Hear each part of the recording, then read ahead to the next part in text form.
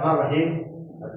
المسألة دي اخواننا في امتحان تجريبي ولاية خرطوم 2006 والمسألة طبعا كان فيها نقص فيها شدة التيار في الفرع بتاعنا، الفرع ده المفروض يكون 2 امبير ولا حبوب ولا قلنا هنا شدة التيار 2 شنو امبير من غير هذه المعلومة المسألة ما كان شنو ما كانت حل. طيب السؤال شنو؟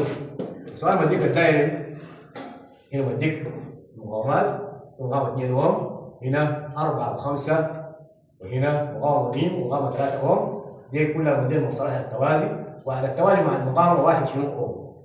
طيب التيار بيجي بالطريق ده، بيجي ماشي الاميتر ويمشي طوالي يخش في المقاومات الاثنين، هي توزع على شنو؟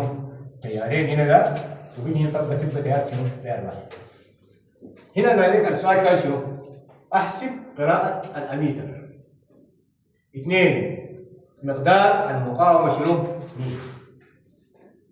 الاميتر طبعا بالنسبة لي شدة التيار يا اخوان، انا داير تاء ونفرض التيار الجاي من الاميتر ده تاء. هذا التيار تاء بيمشي ماشي طوالي، لما نيجي في المقاومات الموصلة على التوازي بيتوزع لتيارين. هنا طبعا ده مدينا له 2 امبير، اذا كان كل التيار تاء وهنا 2 معنى التيار الثاني بيجي حيكون تاء ناقص 2. هنا في الفرع ده يكون تاء ناقص كم؟ 2. تاء ناقص 2 امبير. ناقص 2 امبير. طيب بقى عندي هنا تيار ماشي ده هنا توزع هنا تاء ناقص 2 هنا 2 والثاني بيمشي يبقى هنا تاء. الفكره هنا عشان اعرف التيار بقوم اشوف فرق الجهد. فرق الجهد الكلي بيساوي مجموع فرق الجهد الاول الثاني يعني احنا عندنا هنا 3 حالات. اول حاجه هنا نسمي دي جيم 1، نسمي هنا فرق الجهد هنا بين نقطتين جيم 2، هنا جيم كم؟ 3. يعني ممكن نقول جيم بيساوي جيم 1 زائد جيم 2 زائد جيم شنو؟ 3. طيب فرق الجهد جيم قانون جيم بيساوي تاء في ميم طبعا اوم شدة التيار في شنو؟ المقاومة. طيب جيم كل ده مدينا له 42 فولت، كل ده 42 فولت. يبقى ده دي جيم. ده المفروض نشوف جيم 1، جيم 1 هو هنا. هنا طبعا التيار تاء والمقاومة 2 معناه 2 في تاء. 2 في تاء. لما نجي هنا ده فرق الجهد بين طرفين مقاومتين مصالح التوازي دي بيكون 1 قيمته 1. فإذا خدنا بين فوق أو بالتحت بيكون نفس شنو؟ فرق الجهد. وبالتالي هناخد بين بالمقاومات الفوق والتيار اللي ماشي فيها اللي هو شنو؟ ناقص 2. والمقاومات الفوق موصل التوالي مع بعضها هي 5 زائد 4 يعني كم؟ 9. 9 ومضروبة في ناقص كم؟ 2. يبقى إذا فرق الجهد بين النقطتين ديل ممكن ناخذ نقول 9 في ناقص كم؟ 2. يلا التيار ماشي فرق الجهد هنا ده. هنا ده تفي كم؟ في 1 المقاومة 1 تفي 1 زائد تاء في 1 وكل فرق الجهد ده بيساوي كم؟ 42 فولت. 42 فولت. لاحظوا المعادلة دي فيها تاء فقط، متغير واحد فقط. التاء متغير واحد ممكن نقول بسهولة جدا جدا.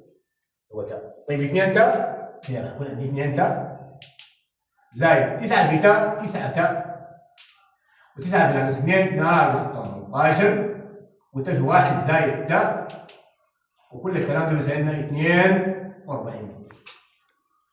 طب نجمع التاءات مع بعض. عندنا 2 تاء زائد 9 تاء 11 تاء زائد تاء وكم؟ 12 تاء. بالنسبة لل 18 بالسالب تيجي وين؟ تولي بهناك مع الأعداد تقوي من موجب. كل 42 زائد 18 سينا كم؟ 60. يلا بعد كده نقسم الطرفين على كم؟ 12. هنا على 12 على 12 يقول لنا تاء ساي 5 امبير. قراءة الاميتر، إذا نقول قراءة الاميتر تساوي لنا 5 امبير. ايه قراءة الاميتر؟ هو عملنا شنو قلنا؟ ملخص الكلام ده إن عملنا جيم 1 زائد جيم 2 زائد جيم 3 كلها بيساوي كم؟ 42 وجيم بيساوي تاء في ميم. تاء هنا في 2 زائد تاء ناقص 2 في 5 زائد 4 اللي هي 9 تساوي ناقص 2 زائد ت في 1 بيساوي 42 من المعادله دي وجدنا قيمه شنو؟ تا ودي قراءه الاميتر ودي الجزء الاول في السؤال. الجزء الثاني قال لك مقدار المقاومين. طيب المقاومين دي احنا عندنا هنا عارفين شدة ثاني 2 لكن مين دي ما بنعرف كده. احنا ممكن نشتغل هنا بالغايه نقول ميم يساوي ج على شنو؟ على تا. المقاومه يساوي فرق الجهد على شده شنو؟ شده التيار. شده التيار معروف 2. طيب جيب كم؟ فرق الجهد بالنسبه للمقاومات الفوق والتحت 1. طيب نحسبه للفوق.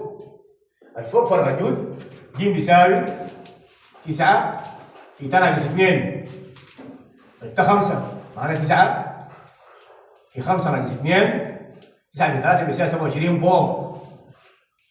ده شنو؟ ده فرق الجهد بين النقطتين. نسمي النقطتين دي نقول نسميه ألف وباء. النقطتين دي بس فرق الجهد ألف باء أو بين ألف وباء. طيب ده فرق الجهد ده بيعتبر للفوق ولا شنو؟ تحت لأنه طبعا في التواصل توصيل على التوالي فرق الجهد بين الموصلات المقاومات الموصلة على التوالي 1 لكن الاختلاف بين في شدة التيار. طيب يلا دلوقتي 27 دي بعد كده ممكن نقول ميم المقاومة بتاعتنا. ميم بتاعتنا بالنسبة لنا كم؟ هي كم؟ 3 زائد كم؟ زائد ميم أو ميم زائد 3 سألنا جيم هي كم؟ 27. شدة التيار كم؟ 2. 27 على 2 معناها ميم يساوي 27 على 2 ناقص 3. لو اخترنا القاسم المشترك 2 هيعمل لنا 27 ناقص 3 على 2 هنا 2 على 1 6. يعني ميم يساوي لنا 21 على 2. إذا ميم 21 على 2 بيساوي 10 1 على 2 ونص على 10 و5 من 10 أوم. طيب نقول الكلام ده ثاني بالنسبه للمقاومه دي عشان لو جيت قيمتها كم؟ هي المقاومه تحت الفرع دي 3 زائد ميم نسميها ميم. طيب القانون بيقول ميم بيساوي ج على تا. المقاوم بيساوي فرق الجهد على شده التيار. طيب ج عشان نعرفه نوجد بشنو بالمقاومات المعلومه الفوق دي اللي هي كم؟ 9.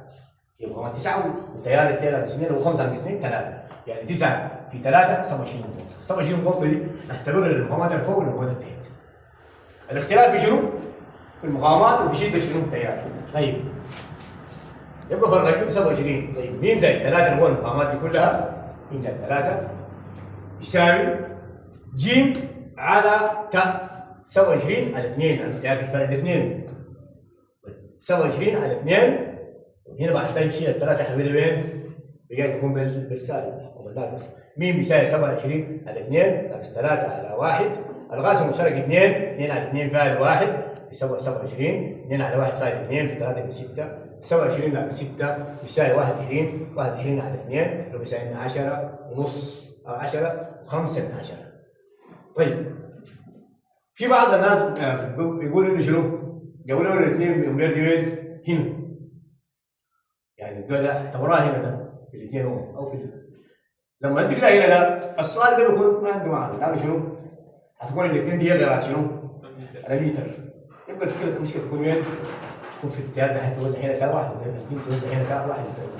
طبعا التيار يا اخوان يتوزع في المقاومات بنسب مضروبات يعني ممكن تاء 1 الى تاء 2 بيساوي 1 على ميم 1 الى 1 على ميم شنو؟ 2 التوزيع على التوالي توزع. شكرا جزيلا.